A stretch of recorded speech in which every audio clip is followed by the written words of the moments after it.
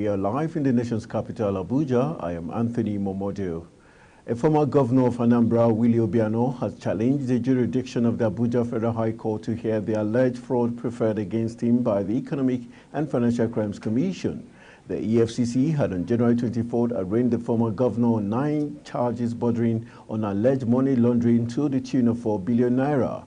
In the charges, the EFCC alleged Obiano diverted Anambra State security votes to the tune of 4 billion naira while he was in the saddle as governor between 2014 and 2022. The EFCC accused him of indirectly transferring through the private principal secretary 1.2 billion naira from the state security vote account to another account belonging to Moment of Peace Ventures, an entity with no business with the state. Obiano, however, pleaded not guilty to all counts. At the resumed hearing of the case, counsel to the EFCC, Silvano Stahe, told the court that he was ready for the commencement of hearing in the matter and had 3 witnesses to present in court. The Nigerian Bar Association National Executive Council has ordered the immediate removal of the Executive Committee of the section of the Public Interest and Development Law. The NEC accused the SPIDEL chairman, John Aikpoko Martins, of engaging in activities that undermined the authority of the NBA president, Yakubu Mekio SAN, and the council.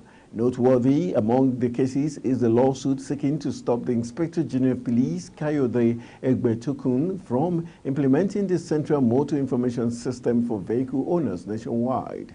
Additionally, Fidel, in another suit, asked the court to remove the Minister of Art, Culture and Creative Economy, Hannatu Musawa, from office, citing alleged violations of the National Youth Service Corps Act. Following the Strategic Forum on Achieving Safer Schools in Nigeria and the introduction of the Standard Operating Procedure Manual for the Safe School Project on August 9, 2023, the Inspector General of Police, Kayode Egbetukun, has unveiled state-of-the-art security equipment, as well as commenced a training program for state coordinators of the School Protection Squad and selected divisional police officers nationwide.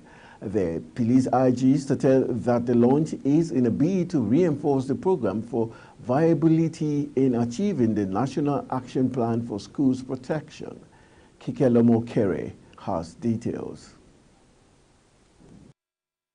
As part of the mandate of the Nigerian Police Force to ensure the security of lives and properties in the country, the Inspector General of Police says the official unveiling and launch of the training program marks a significant step forward by the force in the commitment to safeguard the education system, children and young ones, by fostering a secure and conducive learning environment across the country. The IGP emphasized the training program aimed to equip state coordinators and divisional police officers from all 36 states and the FCT with a comprehensive knowledge on the police role in the national plan for the school safe in Nigeria, by facilitating the development of a strategic roadmap for the force collaboration with the various stakeholders to secure the children's learning environment while optimizing human and material resources of the force to tackle crimes,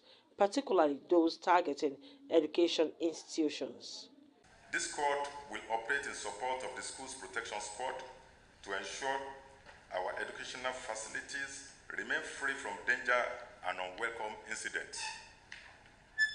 Recognizing that our success hinges on our ability to prevent and effectively respond to critical incidents, the police will continue to work harmoniously with all relevant security agencies and stakeholders, especially our host communities, to confront the challenge of school attacks head-on. It is essential that we strive to preserve the confidence and trust of the communities we serve. The National Coordinator Financing Safe School, Alima Ilia, noted that the capacity of security personnel, school hosts communities, critical stakeholders, students and staff of schools would be built to help them all fit into the national plan itself and play their respective roles. Also, the capacities of schools host communities and critical stakeholders, including local vigilantes, hunters groups, retired security personnel, Traditional and religious leaders would also be integrated into the security architecture, precisely in the area of intelligence gathering, aimed at providing support in securing schools and peoples. Very importantly, the capacities of students and staff of schools will be built to help them fit into the plan itself and play their own role. Additionally, efforts will be made to create public awareness and attract public support for this noble cause. The Inspector General of Police applauded the Federal Ministry of Finance, Budget and National Planning for spearheading the Financing Safe School National Plan and all who have contributed to reaching the current milestone in the program, noting that their invaluable efforts are vital to the country's progress, while tasking officers nominated for the capacity building training to leverage on the training to boost the effect of the school protection squad in their respective commands. Kikelomo Okeri, Global Television News. Operatives of the National Drug Law Enforcement Agency (NDLEA) have intercepted a 40-year-old businessman, Ejike Chubuike Solomon, with 1.45 kilograms of cocaine concealed in his luggage while attempting to board an Ethiopian Airlines flight number 950 to Vietnam via Addis Ababa, Ethiopia, from the Nnamdi Azikiwe International Airport, Abuja. Following his arrest, NDLEA officers subjected him to a thorough search and, in the process, discovered the illicit substance was factory-fitted in his bag. Queen Agaba has the rest of the story. In his statement, the suspect claimed he was on a business trip to Vietnam. Meanwhile, operatives of a special unit of the agency swooped on members of a syndicate that deals in methamphetamine, cocaine, and heroin in their hideouts in parts of Lagos.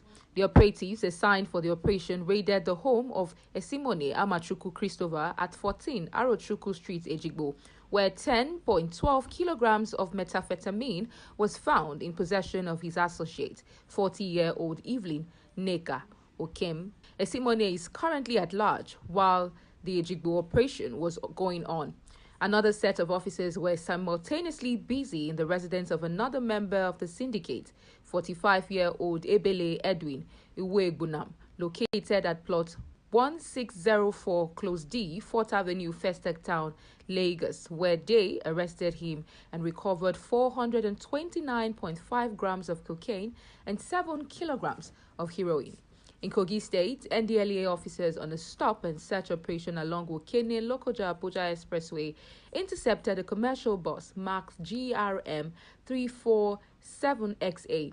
Burn conveying 28 compressed blocks of cannabis sativa weighing 11 kg, 100 bottles of codeine-based cough syrup, and 500 tablets of diazepam, all concealed in 3 plastic drums covered with cattle fat, heading to Jos Plateau State. While operatives in Ogun State also recovered 169 kg consignment of cannabis abandoned in a truck at Shagamu Tollgate, their counterparts in Lagos seized 25 cartons of tramadol containing 325,000 pills in Ikeja.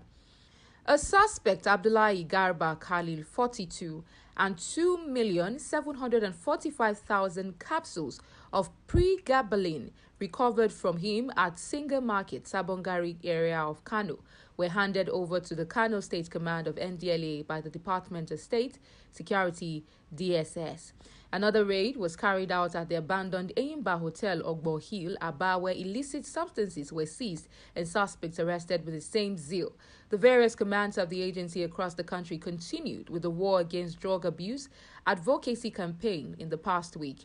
Chairman, Chief Executive Officer of NDLEA, Brigadier General Mohammed Marwa, retired, applauds the special units and their counterparts in all the commands across the country for intensifying their WADA advocacy lectures, as well as outstanding feats in the past weeks. Queen Agaba reporting for Global Television.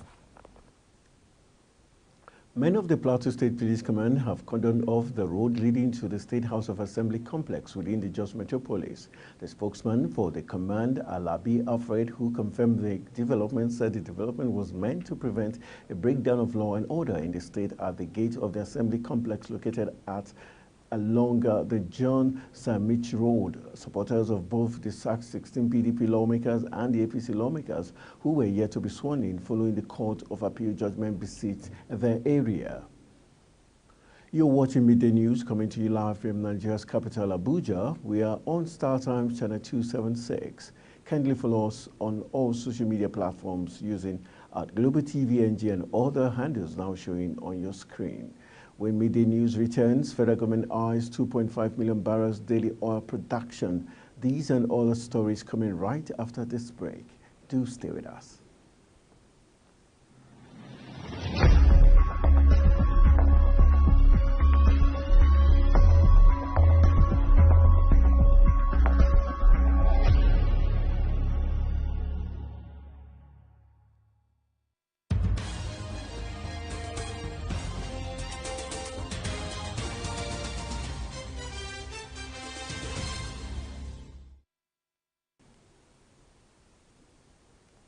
Welcome back from the break. This is Global Television bringing you live broadcasts of Midday News. Thank you for staying with us.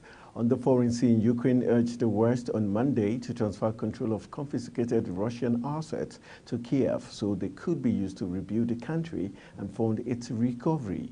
Calls have been mounting in Washington and Europe to set up the fund for the Ukraine. They are urged to use billions of dollars in Russian bank accounts, investments, and other assets frozen by the West over Moscow's 2022 invasion. Ukraine has warned it desperately needs more military and financial assistance. This is just as the first $60 billion package of U.S. aid remains stored in Congress. Shimgal urged Western countries to act quickly ahead of elections and political changes that could disrupt the effort. U.S. Treasury Secretary Janet Yellen said last week there was a strong moral case for seizing the assets and giving them to Ukraine. A quick look at business. The Economic and Financial Crimes Commission indicted banks as being linked to about 70% of the financial crimes in Nigeria. EFCC's chairman Ola Olukayode disclosed this while speaking in Abuja at the 2023 annual retreat and general meeting of the Association of Chief Audit Executives of Banks in Nigeria. He pointed out that the banking sector was increasingly becoming a cesspool of fraudulent activities, and these had been raising considerable challenges and concerns to the Commission. Olukayode, who was represented by the Director of Internal Audit, EFCC Idowu Akpejoye, said there was a need for concerted effort by relevant authorities and professionals, especially audit executives, to prevent and tackle issues of fraudulent practices in the sector. Former President Olusegun Obasanjo on Monday advised that Nigeria should approach the government of Zimbabwe for a solution to the current all-time high inflation in the country. He noted that since Zimbabwe was recently confronted with the same problem and came out of it, the Southern African country would be useful advice for Nigeria in its latest release. The National Bureau of Statistics put Nigeria's inflation at 29.9%. The country is currently grappling with high cost of living, with pockets of protest breaking out across the country as Nigerians contend with increasing prices of foodstuff. And moving into the exciting world of sports, the Nigerian Olympic Committee said that Nigeria would be represented by no fewer than 358 athletes in 25 sports at the 13th African Games. The Public Relations Officer of the NOC, Tony Nezai, stated this in a statement in Lagos. He says the Games would be held from March 8 to 23rd in Accra, Kumasi, and Cape Coast. According to the breakdown, Team Taekwondo, Wrestling, and Karate have the highest number of individual sports athletes, each having 14 athletes, while Arm Wrestling has 15 athletes. Weightlifting and Badminton both have 12 member team, while boxing has 11 pugilists. Judo has 10, while scramble has 8 members. That's it on Midday News, and it came to you live from Nigeria's capital, Abuja. We're on Star Times channel 276. Kindly follow us across all social media platforms using Global TV NG and other handles. I am Anthony Momodu saying thank you for watching and see you again.